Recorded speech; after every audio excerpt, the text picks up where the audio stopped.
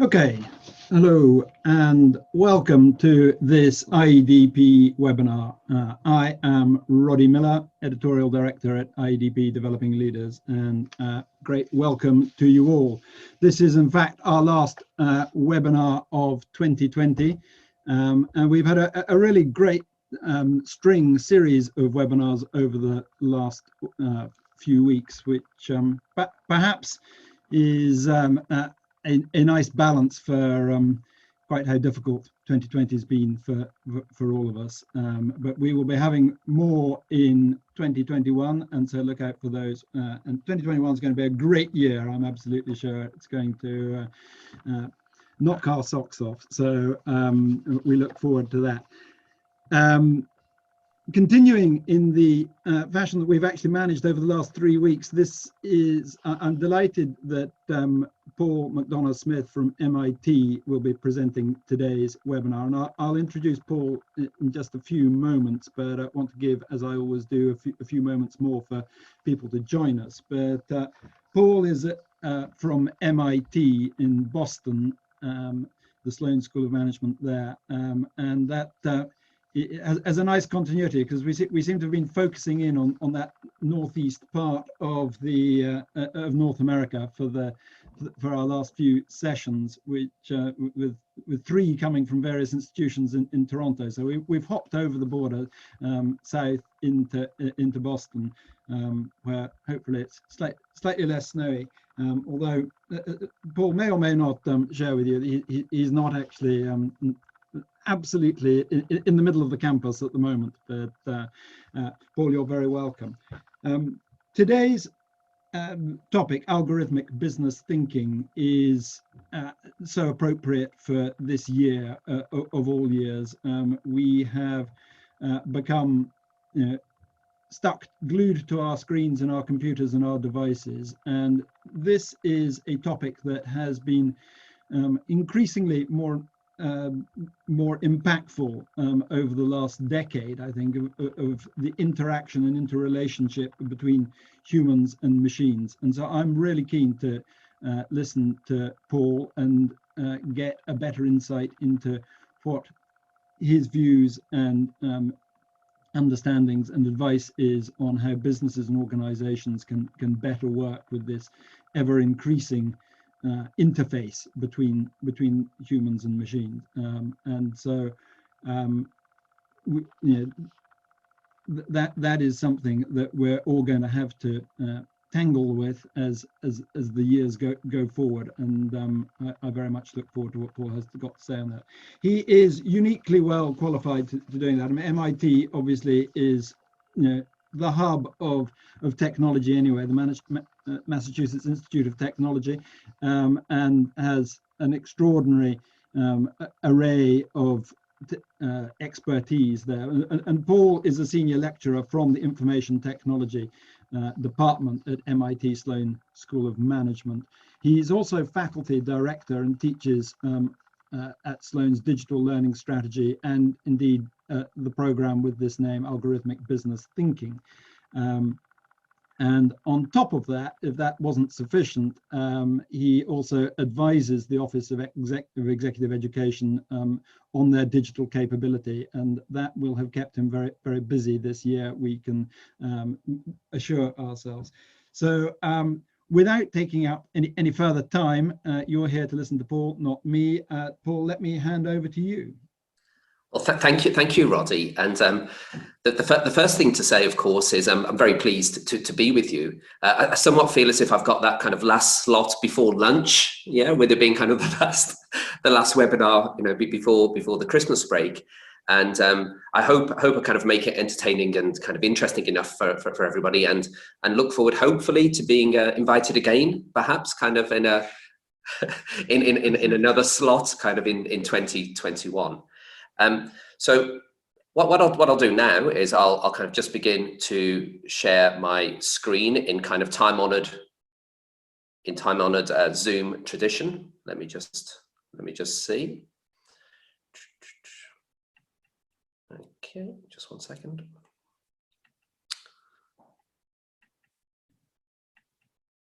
Okay, so also I'll just have a little look kind of out through the ether to see who we've got here, see if we've got some people. So could I just ask you, please, to just give me a quick thumbs up if you can all hear and see me. You know, kind of one of the traditional questions of 2020, of course. Okay, okay, great. So as Roddy mentioned, I basically wear two hats here at MIT Sloan. I'm a senior lecturer in the IT group with a primary focus on AI, machine learning, as well as AR, VR, and robotics. And I'm also the digital capability leader in the Office of Executive Education. So I'm responsible for our online programs, for our experimentation with a broad range of technologies, and help out where I can with the school's focus on digital learning, and digital strategy, in fact, which of course we've all transformed pretty quickly, I think, over the last nine or 10 months. So without further ado, let's get a little bit into kind of what we're going to cover today. Okay, so there's I've taken a leaf out of a colleague's book here, a chap called Professor Winston, who kind of, I remember what Patrick Winston, watching a lecture he gave a couple of years ago, the late Patrick Winston, actually, a pioneer in the field of AI. And he gave a presentation in 2018 where he talked about how to speak. And he said kind of one of the most important things is to begin with an empowerment promise, okay, where you basically tell everybody what you're going to tell them during your kind of speech or your presentation. He also kind of reminded people not to tell jokes very early on because they can in fact fall flat. So if we have time at the end, Roddy, if you might remind me, you might be kind enough to remind me to kind of tell a little pre-Christmas joke. If people are still with us, of course, by that stage. And thank you. So what are we going to cover today? What we're going to talk about is I'll introduce and define this concept of algorithmic business thinking. Talk a little bit about how it helps us to think and above all act with technologies in our companies. We'll do a little bit of pulling back of the curtain or looking under the bonnet or the hood of some of today's transformative technologies. And we'll share some key principles with regard to communicating in a single common digital language across our organizations. Okay. And Roddy, I'll kind of leave you in charge of the questions, any questions that come in, and I'm sure we'll leave time at the end for a bit of discussion and try to answer the questions. And by the way, if there are questions which is very possible, of course, questions that I can't answer, I'll make sure that kind of within 24 hours, I'll get you kind of an appropriate response. Okay, so that's my empowerment promise in kind of in honor of the late Professor Patrick Winston. Okay, so a bit of introduction here. So the term itself, algorithmic business thinking, it comes from a number of experiences that I've had in my working career. I started off in academia and then spent almost 20 years in telecoms before returning to Sloan, to MIT Sloan about 7 or 8 years ago. And during that time in telecoms, I kind of oscillated or moved between technical and non-technical jobs. I started in optical networking, you know, Nyquist's theorem and all of that type of business. And then kind of progressed through the ranks in terms of the optical part of the business before being seduced into the dark side of HR and learning and development, where I spent 4 or 5 years and was one of the heads of learning at a company called Nortel, which I'm sure a number of you will remember fondly. And then latterly, I worked in R&D and managing director of emerging products and technology. And as I kind of switched between kind of technical and non-technical roles, I often kind of felt a bit of a mismatch between the conversations that were taking place between the technical and the non-technical teams. It was almost as if the two teams were building a bridge, you know, from two sides of a river, and they weren't quite meeting in the middle. Yeah. And so I was always very keen on this idea, particularly when I was working in HR, of wouldn't it be nice if we could find a bit of a common language and a common way of thinking that would prevent siloing and functionality type of approaches within our organizations. And so this seed had been in my mind for you know, for a decade or longer. And then about 2 years ago, here at MIT Sloan, we hosted the annual meeting, I suppose, of the Unicorn Consortium. And for those of you that don't know, the Unicorn Group is the world's largest consortium of executive education offices in business schools. Okay, and so we invited over 100 executives from, you know, all the usual suspects, all these business schools across the world. We invited them to MIT for a 24-hour hackathon. Okay, now you can picture the scene here a little bit. We invited everybody along, and the vast majority of people had little or no kind of technical background. You know, they weren't coders, programmers, a bit of maths and stats and what have you, but not really kind of from at a high technical level. And what we were trying to do was kind of in the space of 24 hours, a 24-hour hack, was trying to really introduce them to some of the key technologies that were reshaping our business and our organizations. So we talked about AI, machine learning, robotics, AR, VR, all of those types of things. But rather than simply talk about them, given the MIT motto being mens et manus, mind and hand, we wanted people to work with them and to apply them. So we invited various people along, including the MIT App Inventor Group. And so we helped the participants, these 100 business executives fundamentally, to actually kind of understand some of the building blocks of these key technologies and apply them to build apps or to kind of come up with ideas in terms of how they were going to bring them back to their organizations.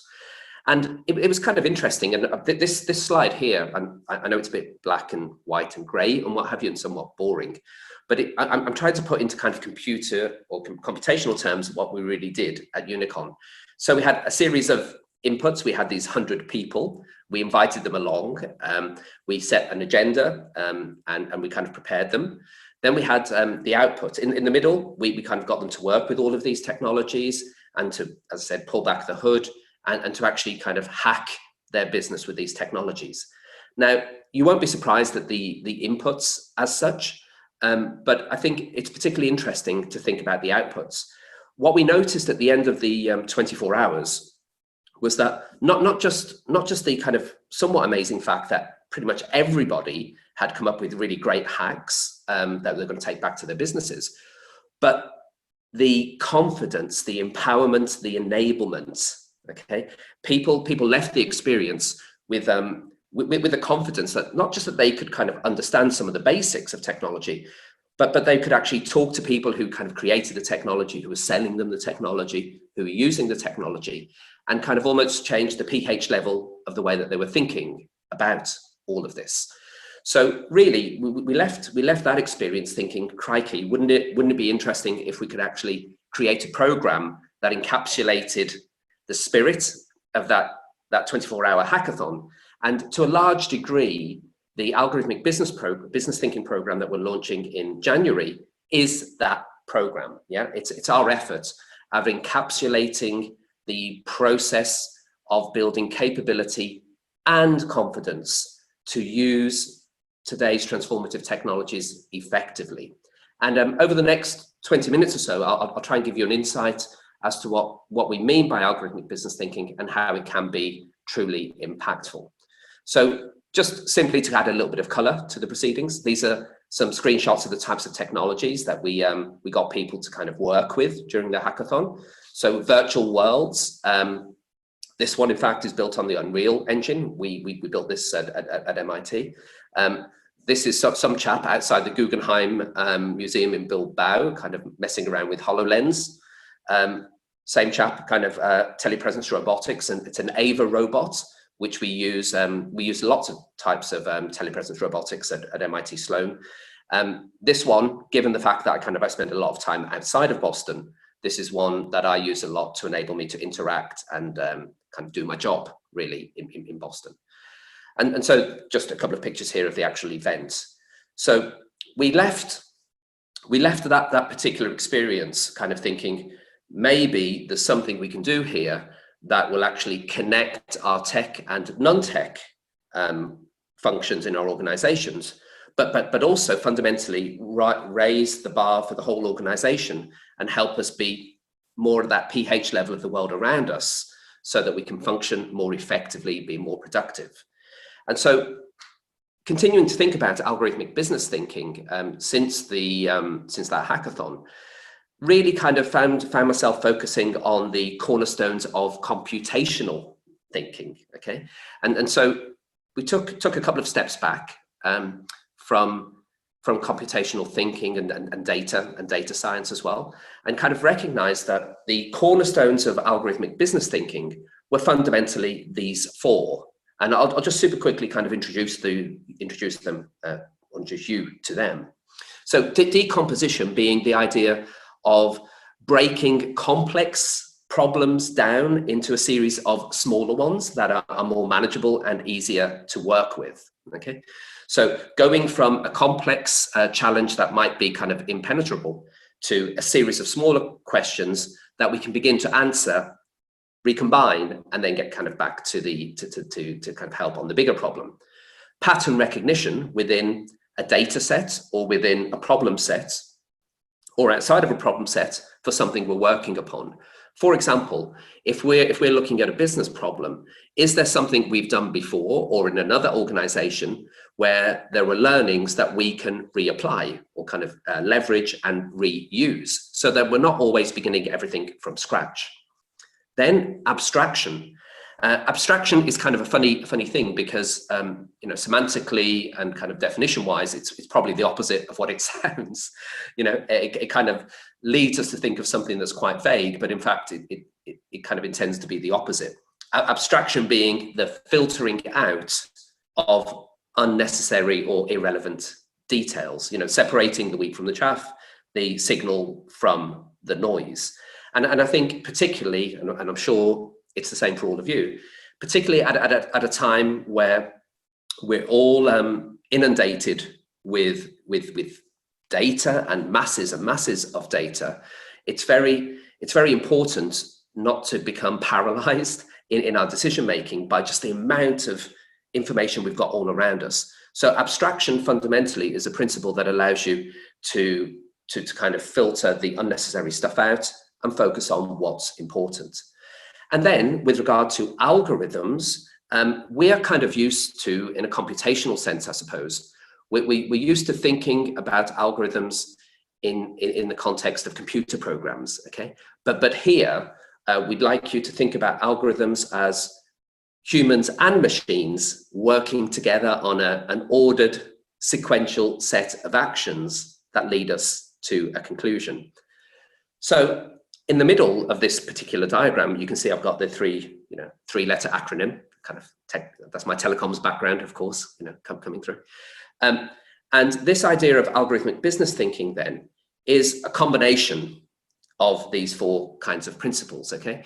It's the idea that we can create a series of insights, frameworks, and models that allow us to approach a complex business problem, break it down into smaller parts, work on it, recognize some of the patterns that can be helpful to become efficient and fix it, abstract in the sense that kind of make sure that we can focus on just the necessary details, and then come up with a set of ordered sequential steps that help us get to the conclusion that we require, okay? So those four cornerstones, as we actually kind of work with algorithmic business thinking and apply it to business problems, at times we'll use all four of them. At times we'll use individual cornerstones, okay? But this is the basic foundation of the idea itself, okay? So I kind of always think it's interesting to, and in fact maybe this is decomposition as well.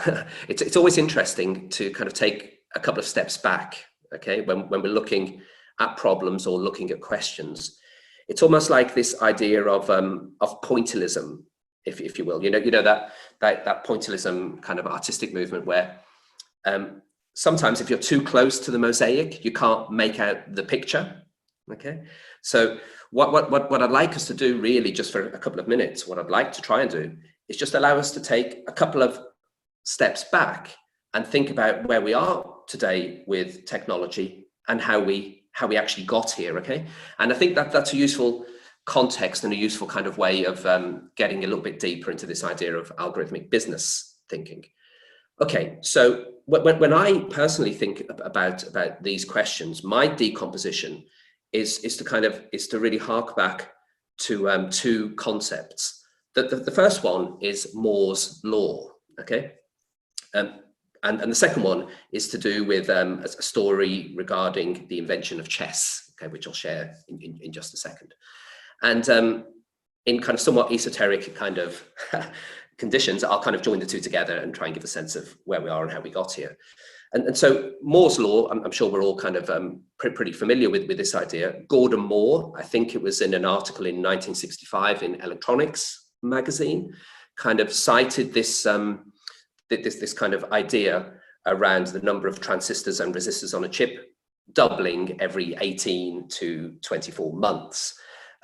He posited this, he put this forward, and when over the ensuing years, when this proved to be the case, Moore's law itself was born. So let's kind of hold that in mind for just a moment, and kind of humor me while I kind of talk a little bit about chess, okay, for a second. So this chess story is one that was shared with me by a colleague at MIT, who's in fact now at Stanford, Eric Brynjolfsson. And it revolves around the idea of exponential growth.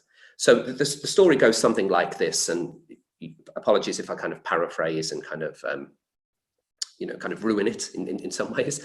But fundamentally, the story goes that the inventor of the game of chess, a super smart kind of chap, of course, went to his emperor, the emperor of his country, the ruler of his country, and explained and kind of introduced this new game. The emperor was, suitably impressed and everything else, turned around to the inventor and said, what would you like as a reward? Now, the inventor, a smart chap, he kind of said, well, what I'd like is a grain of rice, or I'd like rice in the following fashion. I would like 1 grain of rice on the first square of my chessboard, 2 grains on the second, 4 on the third. You see where I'm going with this, and kind of doubling on each kind of each square of the chessboard. Now, the emperor was kind of a bit surprised by this, but kind of went along with it. In fact, he probably, if anything, thought it was too humble a request. Okay, so things progressed, and kind of the inventor was getting his kind of rice and everything else, and it wasn't really until they kind of approached the halfway mark of the chessboard that things started to get interesting. I think there are some numbers here kind of on the visual I have here, but fundamentally, by the time kind of you complete the first 32 squares, you're at 4 billion roundabouts, kind of the number of 4 billion, which in rice terms, isn't really that much, probably a very large kind of field. But you can begin to see where this is actually going. And at this point, the emperor kind of starts to get a bit concerned. And in one version of the story, he actually threatens to behead the inventor, which is not a good scenario, okay, for anybody who's kind of thinking about becoming innovators and all of that. But mental note, a mental note to everybody to be careful, kind of in that regard. But then, as kind of things progressed into the second half of the chessboard, the numbers get bigger and bigger and quite astronomical, in fact. Now, connecting these two kind of concepts together, if one were to kind of go back in history a little bit and think about, well, when was it that the term information technology was first registered in the United States in their kind of research statistics and government statistics? You'd see that it was around 1958. Okay, so if we mathematically kind of take this chessboard idea, we would see that fundamentally we started to get into the second half of the chessboard in about 2005, 2006. Now, that, of course, is a back of an envelope type of calculation, and kind of somewhat embarrassed, given kind of the institute I'm representing, to kind of put that forward. But if you just bear with me a moment, it's kind of interesting, I think, directionally, because those of us who kind of remember back to 2006 will kind of be of a mind that, okay, smartphones, AlphaGo, poker champions, chess champions, lots of interesting self-driving cars, lots of kind of technology advances have kind of come about since 2006. And I might be tempted to argue that perhaps this is because we're entering the second half of the technology chessboard. My whole point here, in fact, is that early on, the inventor, early on in the, you know, with the rise and the chessboard and what have you, exponential growth actually looks quite linear at the beginning, okay? But then you arrive at a point where it kind of completely takes on a life of its own. And I suppose I am actually suggesting that we should consider that we're actually living in the second half of the technology chessboard, and therefore we can expect over the next months and years to have kind of quite an incredible ride with technology. Now, this leads into my point or argument with regard to algorithmic business thinking as well, which is, okay, let's all be honest about this for a moment. Whenever we're thinking about kind of developing the teams, organizations, cities, you know, smart cities, societies of the future, today, we always look in the direction, I think, we always look in the direction of technology to lend us a hand, okay?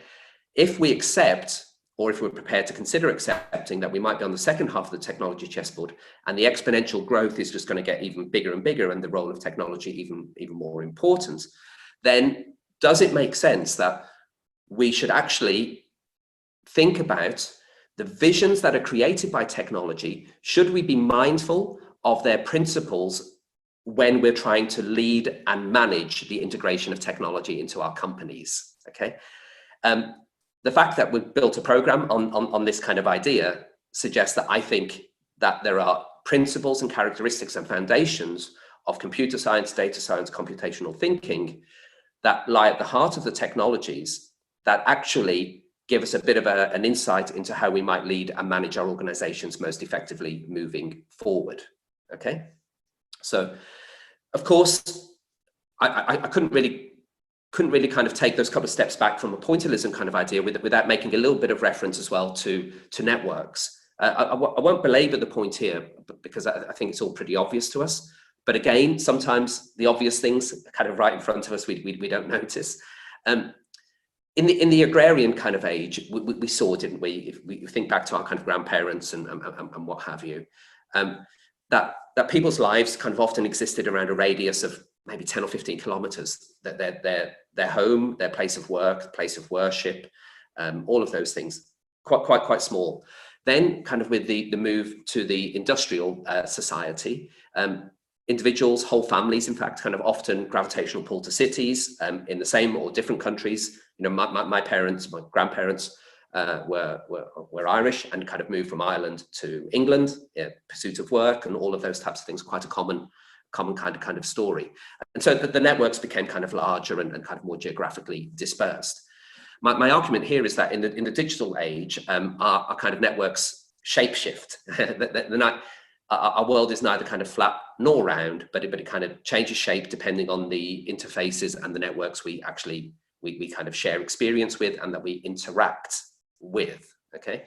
And so this is all a bit of a backdrop to this idea of algorithmic business thinking, the idea that we've moved from the industrial into the digital economy and society, perhaps even an algorithmic one, and the fact that we've also kind of really moved quite squarely into the second half of the technology chessboard.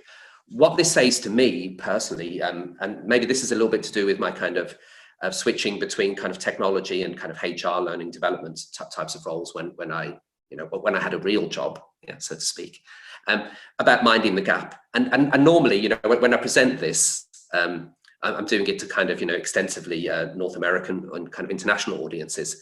And I'm always worried that people don't understand where I'm coming from with kind of mind the gap. But kind of with Roddy and team, I think everybody knows where I've stolen or borrowed this idea from. Now, the gaps, of course, I'm not talking about the London Underground gap necessarily, but I'm on about bridging the gaps as we all switch from the industrial to the digital economy. Those gaps are kind of in our management styles, our strategic approaches, our workforce, creating, this is a key point for me, creating user experiences that are actually catching up with the capabilities of the technologies that we've got in front of us. And so all of this leads me into kind of a comment around reskilling is important, but so is rethinking. And this is why I think algorithmic business thinking based on the cornerstones of computational thinking isn't only a kind of a toolkit, it's also a mindset. And let me kind of just try and explain some examples of this. So the first example I'd like to give is what I call the 3:30 syndrome. Crikey, you've probably all had the feeling, you wake up 3:30 in the morning. Well, for me it's 3:30, for you it could be 3 or 4 or something. Kind of your pillow hardens, icy sheen on the bed sheets, cold sweat on the brow, all of that type of business. And you find yourself quite illogically at times thinking about a series of business problems, okay? And I personally, and not wishing to overshare, but kind of often I find it a little bit stressful. You wake up and I don't know where to start kind of thinking about things such that I can get back to sleep, okay? And algorithmic business thinking, particularly this idea of decomposition, is kind of an opportunity to zoom in and zoom out of problems, breaking a bigger problem down into a set of smaller ones. This is what I do personally. I break it down. I go from one problem down to 4, down to 16, to 64, until I can actually find one I can fix. And generally I find then I can go back to sleep and kind of the next morning continue to work on that one so I can, start to rebuild things. And so a colleague of mine, in fact, my academic supervisor, Professor Thomas Malone, has this UDAP framework, very, very catchy title, of course. And it's kind of, it's an effort or a framework or a model that allows us to break problems, challenging complex problems down into smaller parts. It was primarily kind of originally kind of created to allow us to break down IT type of problems, but it's kind of particularly useful, I think, for all sorts of business problems, as well as ones in our personal lives. So kind of thinking about the objectives that you have with a particular problem, thinking about your options. For example, in your personal life, this is very interesting when you go to see a legal person or a doctor.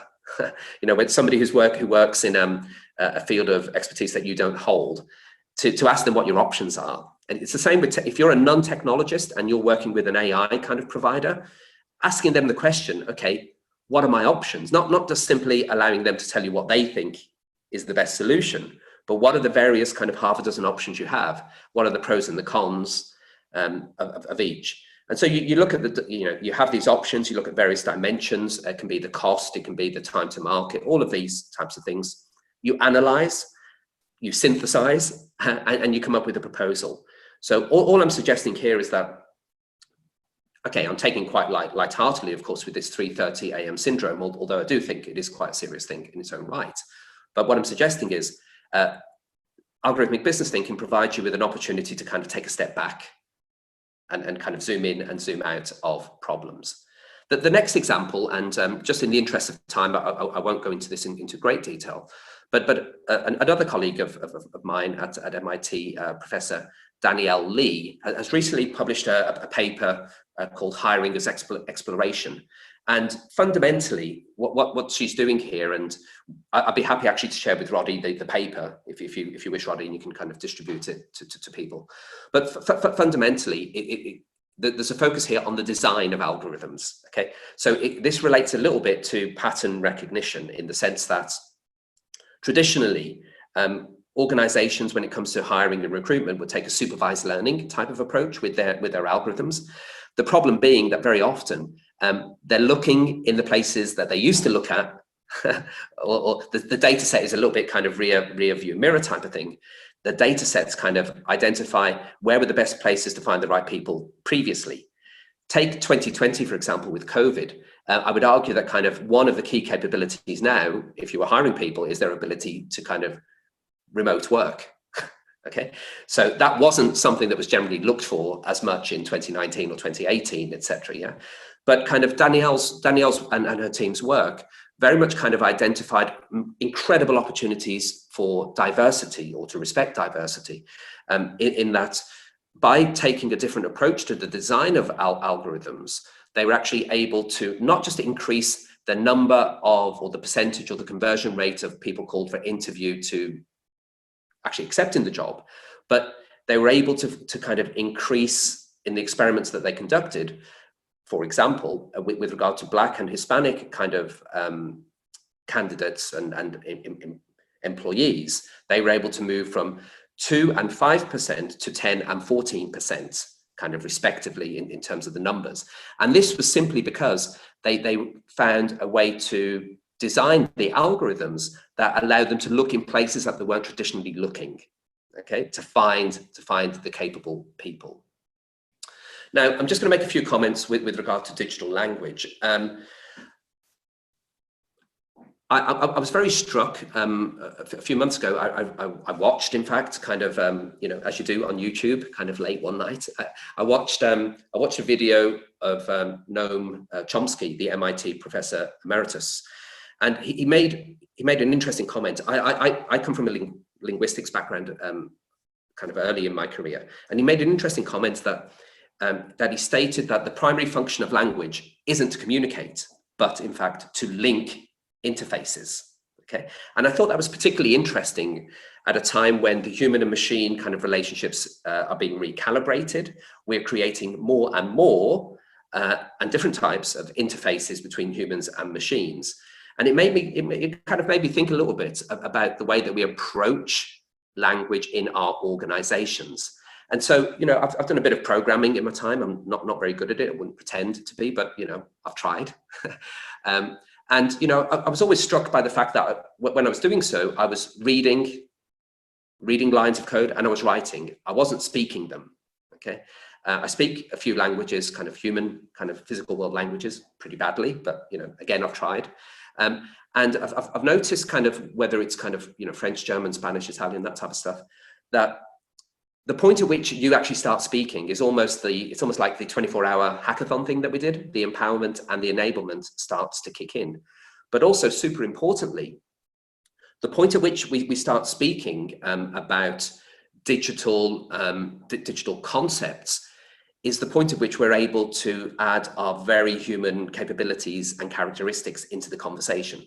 Creativity, curiosity, critical thinking, compassion, collaboration, consilience, the idea of unification. Now, I'm not suggesting, because I've got lots of friends who are, you know, incredible coders and programmers, I'm not suggesting for a moment that there isn't kind of a large degree of creativity in their work. I know there is, but what I am suggesting is that for those of us who are kind of not digital native, or we're kind of reborn digital, or, you know, something along those lines, when you actually start speaking the language, you're starting to take the whole conversation to a different place.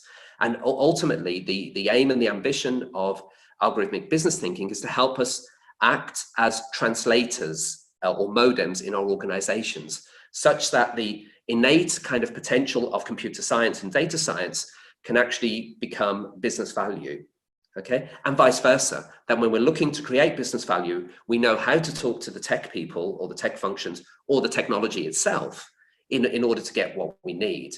And the final thing I'd say about this as well is, you know, I have an accent, you all have accents, we all have accents. And it doesn't matter, as Roddy was alluding to, I'm actually with my family in Bilbao at the moment here in northern Spain. I could live here for 30 years and the skilled ear would always recognize that I'm from Birmingham or from the Midlands in the United Kingdom.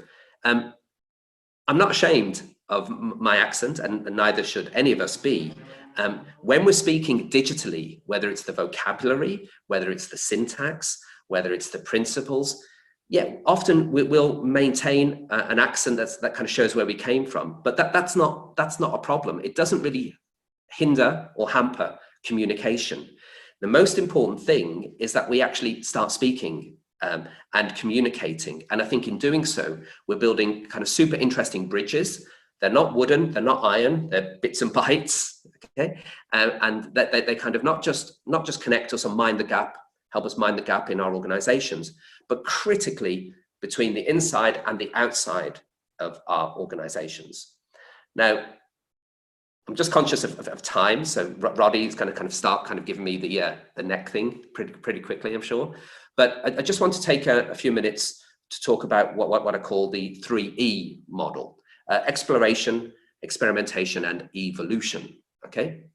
So I was very fortunate to have an incredible experience recently where I was able to spend some time with some senior people at NASA, and they kind of had a big impact upon me in some interesting ways. Firstly, the chap I was talking to mainly was the chief scientist at Goddard, a chap called Jim Garvin, who previously was the chief scientist for all of NASA.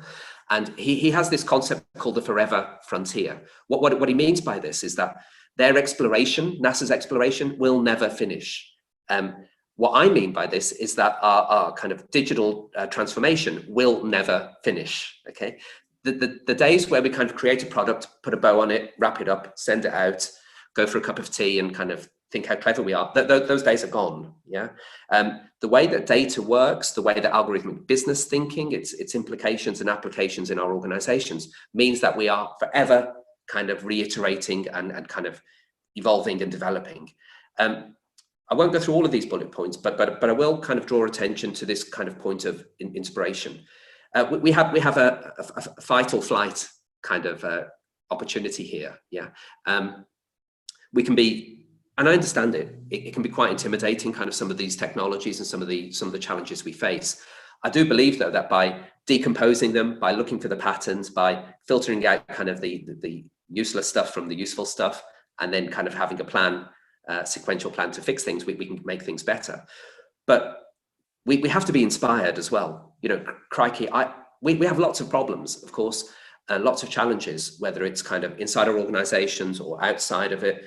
But my goodness, has there been a time in history where so many people have had so many opportunities? Kind of almost sounded Churchillian then. I kind of, I was on my way to a good quote somewhere along the lines. But hopefully you see what I mean, that, yeah, within all of the challenges, no matter what challenge, the kind of cracks of light coming in, and we can kind of do some really, really good stuff. At any level, we have tools, we have technologies that we can harness and do some really great things with. We can innovate, we can look for connections, and above all, we have to have a spirit of trying to discover new things. And I'd like you to kind of all take that away with you after today's kind of talk. And so this idea of discoveries, well, how are we going to get to them? Through experimentation. You know, when I kind of came back to MIT, this approach of experimentation has been key to all of the work that I've been involved in. The idea of kind of framing your problems, frame them, you know, spend as much time as you need to kind of before you even get close to kind of fixing things, spend the right amount of time, but short time-framed experiments. Not GPS approach, take a compass approach. Don't be afraid to improvise at some point. Take a slightly different route to your destination. Team of teams. Do not build your teams only of people in your reporting line. Okay, take a chance. Kind of be brave in the sense of working with people who, you know, don't have a reporting responsibility to you. I think it's super important to be positive as well, because we wake up every morning with 20 new problems. Above all, though, everybody, be human. The solutions that my team kind of builds and that I help with, the reason that I think they're okay, if not good at times, is because we take that extra amount of attention and effort, and we care about people. We want our solutions to be impactful. And I don't know how this happens, but people can tell the difference, yeah, when you care. Then, just with regard to evolution, I have this kind of concept of a double helix. And kind of just, again, humor me for a moment, kind of this double helix, this twisted ladder, where the two ladder structures are the physical and the digital world. But interestingly, our physical and digital worlds, the two worlds we exist in today, are actually linked. The rungs of the ladder that holds this together, that binds it all together, are actually human-centric skills. They're the ones I mentioned before: creativity, curiosity, critical thinking, collaboration, compassion, and consilience. This idea of unification, of unity, of bringing together the sciences and the humanities and the arts. It's a fake division. In fact, I shouldn't use that word. I'm not going to allow myself to use that fake word. It's not an accurate description of our world to think that we have silos of the humanities and the sciences. The world is full. Roddy will know that, Roddy, and kind of sure a lot of you will know this better than I. I can't remember, was it Coleridge? I will attack chemistry like a shark. There were lots of these kind of romantic poets who were scientists. There were lots of kind of Renaissance people who kind of had feet in both camps, okay? And I think in order to fix the problems that we have in front of us today, we too need kind of this idea of unification. We also need this idea of algorithmic business thinking, I believe, without kind of arrogance, because we need to be able to take a step back from our problems. We need to have a process that allows us to kind of recognize patterns and filter out the unnecessary stuff. And above all, we need a set of algorithms of humans and machines working together to get to a destination that neither could on their own. Okay, so what have we covered? This is what we took. This is what we've done. This is the other thing that Patrick Winston kind of told me to kind of do. At the end, kind of, yeah, we've talked a little bit about the cornerstones, where we are today with technology, the shift from kind of industrial to digital society, 330 syndrome, hope you don't get it, hiring as exploration, design being important in algorithms, digital language, let's start speaking it, and this idea of a 3E model. So Roddy, I'm going to pause for breath here and hope that everybody hasn't just kind of left halfway through. Excellent. No, that's brilliant, Paul. Thank you very much indeed. I think what we all see here is that this is an enormous subject, and it's got lots of angle and depth and perspective to it. It was clearly challenging to do any of it justice in the time that we allowed you, but thank you very much for that. We've got some time for questions, and I invite everyone who has a question to type it into the chat or Q&A panel, and we'll try and get through as many as possible. But just to kick us off, I mean, there was a whole host of stuff there that I'd like to explore a little bit more. I mean, key for me, where I am very much coming from a position of endeavor to try and make organizations more human. I think it's really interesting that this focus that you have on making the interface with digital more human too. Going back to the chessboard, and I think there's what you're saying is that moving from the first half to the second half, we go into a different speed of advancement there, and I wonder whereas we could understand what was evolving in the first half, the move from enormous great computer which did very little to the computers we have now, which all do bits and pieces, and suddenly we've flipped in the last 5 years into the second half, where we're getting virtual reality, augmented reality. These are things I think we find more difficult to assimilate from a human point of view, and what you're saying is that's only going to become more so. Is that right? Yeah, what I'm trying to say is kind of that technology has come of age. I mean, if you look at it from a historical kind of context, humanity for a long time, we felt that we were kind of at the beck and call, or kind of influenced by the deities, earth, wind, fire, all this business, and innovation kind of was at a different pace. It kind of technology, kind of inventions and innovation came along, but apologies if I'm a bit sketchy on this, but personally, I don't feel in historical context we approached innovation the way we do today. Today, we actually engineer, we actually kind of have whole sections of our organizations that are aimed at harnessing technology. And now on the second half of the chessboard, the speed of change is so exponential that I'm not so sure it's kind of, people say the speed of change as much. I'm not sure it's exactly that. I think it's more a case of the number of options that we have. And the problem being that sometimes it can be very, very difficult not to be paralyzed by the number of options. How do you actually kind of maintain a bias for action when there are, how do you actually separate the wheat from the chaff here a tiny bit and actually move forward? And so I think reskilling, as I've said, is super important. I'm a big fan of all of the STEM types of things, but ultimately that has to be complemented by these human-centric characteristics. creativity and curiosity are the things that will help unlock the conversion of the computer science into business value, I suppose. I believe. We've got a question just come through here from Matteo, which builds on that. So when I read it, do we need to create a new digital language that takes into account both machine and human needs? Which I think is fascinating. Okay, so Matteo, where's Matteo from? Matteo, can you let us know? Matteo Rossa. So okay, so I'll give a European example then. So let's I forget kind of the dates and everything here, but I'll take Italy, 1865 maybe, kind of unification. And apologies to the Italians kind of in the audience if I've got my date wrong here.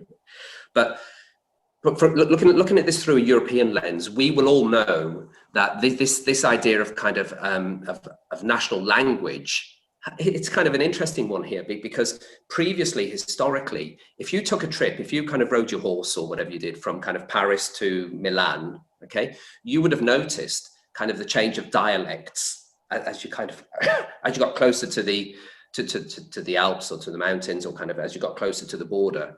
If there was in fact a real border there, you would have noticed there would have been a kind of change in dialect. It wasn't that kind of in one single point, everybody stopped speaking French and then they started speaking Italian. There was a slow kind of transition, okay? And of course, with national identity, national institutions, governments and everything over the last 100, 200 years, we've seen kind of crystallization.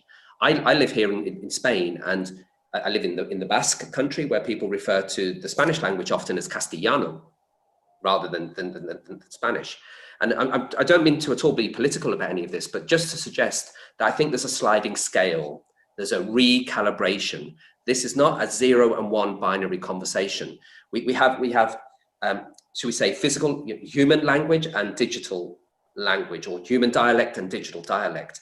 And as you move across the different functions or the different projects and the different activities in your organization, a flexibility, a dexterity and a fluency with the vocabulary and the syntax of kind of digital technologies will be useful, but it works both ways. The technology and the technical people need to be able to recalibrate their language such that kind of they're not always using a terminology that's kind of only belongs in the digital space. Yeah. So perhaps more than language, in fact, I'm talking about a recalibration of dialects. And apologies if that's a bit esoteric or a bit confusing. It's just I don't think there's a point at which we switch from a human language into a digital one, so to speak. I think it's a sliding scale, and we need to be good at being able to recalibrate based on our requirements and the projects, how we actually speak about technology. I mean, we touched on this a bit when we spoke yesterday, Paul. Yeah. But I'm intrigued by this idea that that all human decisions, all human input that comes out of us has gone through our limbic system and has emotion attached to it. Is there any way that, and that's what makes it intrinsically human, is there any way that we can try and get some emotional attachment into the algorithms of computers? Yeah, I mean, I would argue it's already there, in the sense that let me give you a quick example. So I've got this concept of a periodic table of digital elements. Okay, so the same way, kind of back in 1869, and Mendeleev, who's kind of rolling in his kind of grave as I kind of talk about now, but kind of 1869, he published the first of his versions of the periodic table, and he did so to kind of put some order around what he perceived as the chaos of kind of what was happening in the worlds of chemistry and what have you. Now, I think that kind of idea of a periodic table, it's not just digital elements of kind of imagine the periods of AI, machine learning, augmented, crypto, kind of cyber, all that type of stuff. The human elements that run beneath it are things like empathy. Yeah, they're things like social, these types of things. I've done a lot of work in the past with building virtual worlds, kind of with avatars, done a lot of stuff with robots. It'd be really hard for anybody to convince me that there isn't a massive emotional quotient involved in interacting with an avatar. It's almost like a digital pet or a robot. at times. I forget kind of the theorem now, but there's and it'll come back to me hopefully in a minute, but there's a theorem that suggests that that kind of humans, when they interact with technology, they take the principles of human interaction and apply them into that technology world, i.e. that we show compassion, we show care, we don't push robots over generally, okay? And so I think we need to kind of move away from this idea that kind of algorithms or kind of computational thinking is devoid of kind of these emotional human elements. Whatever we put into them is what we'll get out of them. And I think there's an inherent human capability and capacity in there. Which goes back to your very first slide, really, isn't it? That input, process, output, that if there's emotions going in, there will be emotion. Yeah, I could have saved everybody 50 minutes of their lives. So I've got a question here, and forgive me on my pronunciation. I think it's Opemipo is asking, would you say algorithmic business thinking is a framework for problem solving, or is it introducing improvements like the agile methodology? So first thing to say is it's not meant to be a silver bullet of any sorts. You know, here at MIT, kind of whether it's systems thinking and design thinking, that there are a lot of methodologies that do incredibly important jobs. I'd like to think of it as a complement. The way I'd like for people to think about this is that there was a kind of a chap at MIT called Marvin Minsky, an AI pioneer. Okay, and he coined the term suitcase word. Okay, and what he meant by this, and he referred to AI in this way as well, he meant it to mean that kind of some words escape easy, they escape easy definition. They have so much stuff packed into them. Okay, so for me, algorithmic business thinking is a suitcase. Picture, you know, those like old brown leather suitcases, all battered, you know, with the metal bits on the corners. Imagine you're carrying one of those, and in it, you've got the 4 cornerstones. You've got this kind of capability to break problems down, to decompose them, to look for patterns that help you be efficient, to kind of save your own sanity, that you're not kind of just inundated with data, so you can abstract what's important. And you know that you've got to build a series of steps, humans and machines working together, okay? But then also you have this double helix framework where you're kind of connecting your physical and your digital world with human characteristics. You have this 3E model where you have to kind of explore, you have to experiment, and you have to be prepared to evolve. So I'm not trying to be evasive with this answer, but it's a suitcase that's got a series of frameworks booked into it. It's about helping you fix problems. Okay. Yeah. Well, it seems to be a mindset. Yeah. As well. Right, we've got a very short amount of time here. There's a question from Anna saying, and you mentioned it earlier, what do you mean by teaching org in terms of your... Yeah, so this is, hopefully I'm not being overly controversial here, but kind of, do you remember kind of back in the day, 80s and 90s, people would talk about kind of becoming learning organizations. No, with all due respect, I think we need to become teaching organizations where everybody takes the responsibility to share their learning with other people, to teach other people. Given kind of the speed of change and kind of the complexities and the challenges, we can't have a situation where knowledge is power and people keep it, you know, locked up in their own little suitcase. People have to teach, and they should be expected to teach. They should be, the whole culture should be around, I'm not just here to learn, I'm here to learn so I can teach you and somebody else what I know. And so collectively, our collective intelligence, humans and machines, again, working together, we can do things that we couldn't on our own. Fantastic. No, that's great. Yeah, that sort of mirror image of the learning org becoming the teaching org, which is more active than the passiveness of Exactly. Brilliant. Well, we are out of time. It zips past, but Paul, thank you so very much. That was fascinating, and I do hope we can bring you back next year, because there's clearly is more to unpack there and dig into. And as you say, this is never finished, so we will carry on from there. You mentioned also that we'd try and distribute the Danielle Lee paper. Yeah, I'll send that to you. You and I can do that, and hopefully your slides too. Yep. the last thing I've got here, and you can claim you're out of time, is I've got joke. Oh God!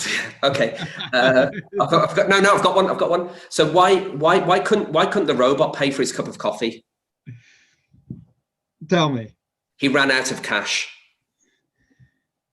Right, I'm with you. It took me clunk, click. Sorry, very slow. I got there in the end. I apologize for that, everybody, and I hope for those of you whose kind of native language isn't English, I hope you didn't understand that, because it's really not worth understanding. We're certainly not going to explain it, because that always ruins it. Brilliant, Paul. Thank you so very much indeed. That's a great way to finish these webinars for this year from IEDP. So not at all the pre-lunch slot, but the high point. We will be back in 2021, and all it really remains for me to do is to thank Paul McDonagh-Smith and MIT for bringing us today's presentation, and to thank you all for attending today, and any others you have attended through the year. Have an extremely happy Christmas and festive season that you can do under all these circumstances, and we look forward to seeing you in a vastly better 2021 in a few weeks' time. So thank you very much. Thank you. Goodbye.